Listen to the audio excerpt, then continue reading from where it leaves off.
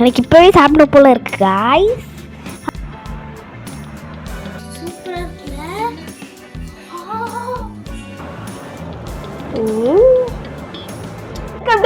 Kitchen. இப்போ நம்ம grill எப்படி செய்யறது வாங்க பார்க்கலாம். அதுக்கு நாங்க 2 முழு கோழி எடுத்துருக்கோம். அதுக்கு தேவையான திங்ஸ் லைட்டா மசாலா உள்ள இறங்கி இப்படி ஷார்ப்பா கட் பண்ணி வச்சுக்கணும். மிளகாவையும் இஞ்சி பூண்டு பேஸ்டையும் கொஞ்சமா உப்பையும் எடுத்து நல்லா மிக்ஸ் பண்ணிக்கலாம்.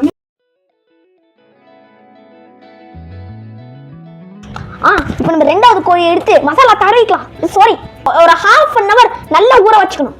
இப்போ ½ அன் ஹவர் ஊற வச்சு கிரில் மசாலாவை ரெடி பண்ணிக்கலாம். நம்ம ஆயில் அப்ளை பண்ணிக்கலாம். 2 டேபிள் ஸ்பூன் அளவுக்கு சில்லி பவுடர் எடுத்தா போதும். மஞ்சள் 1 டேபிள் ஸ்பூன் போதும். இப்போ கரம் மசாலா ஜீரக பவுடர் ஆட் பண்ணிக்கலாம் 1 ஸ்பூன். இப்போ சாட் மசாலா கொஞ்சமா ஆட் பண்ணிக்கலாம். 1/2 ஸ்பூன் ஆட் பண்ணா போதும். இப்போ இஞ்சி பூண்டு பேஸ்ட் கொஞ்சம் நம்ம கட்டியான சிக்கன்ல நல்லா அப்பதான் நல்லா ஒட்டிக்கிட்டு இருக்கோம். நம்ம இப்போ கஸ்தூரி மேதி போட்டுக்கலாம். கொத்தமல்லி போட்டுக்கலாம். போட்டு நல்லா மிக்ஸ் பண்ணிக்கலாம். கொஞ்சமா உப்பு போட்டுக்கலாம். நல்லா மிக்ஸ் பண்ணிக்கலாம். லைட்டா ஆரஞ்சு கலர்ல வந்தா போதும். அது வரைக்கும் நல்லா எல்லாத்தையும் மிக்ஸ் பண்ணிட்டே இருக்கணும். இப்போ நம்ம எடுத்து சிக்கன்ல தடவிக்கலாம். நல்லா மசாலா தடவியாச்சு. இப்போ எடுத்து இதை 4 to 3 hours நல்லா ஊற வச்சுக்கணும். இப்போ நம்ம கோழியோட வயிற்றுக்குள்ள கொஞ்சமா வெங்காயம், பச்சை மிளகாய், எலுமிச்சை பழம் போட்டுக்கலாம். இப்போ நம்ம கிரில்லுக்கு கொடுத்த கம்பியில செட் பண்ணியாச்சு. நம்ம எடுத்து அவன்லயும் செட் பண்ணியாச்சு. இப்போ நம்ம இதை எடுத்து 1 hour வேக வச்சுக்கணும்.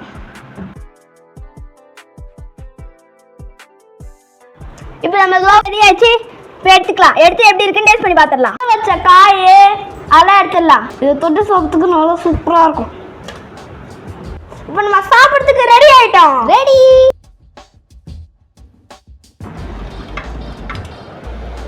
முழு சிக்கன்.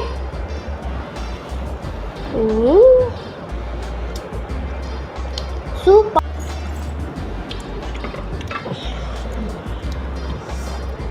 சிக்கன்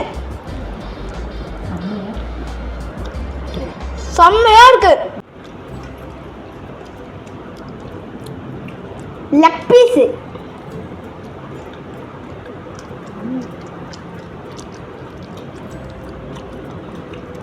சூப்பரா இருக்கு.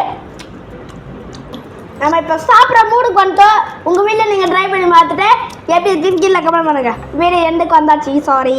இல்லை பாய் பாய்.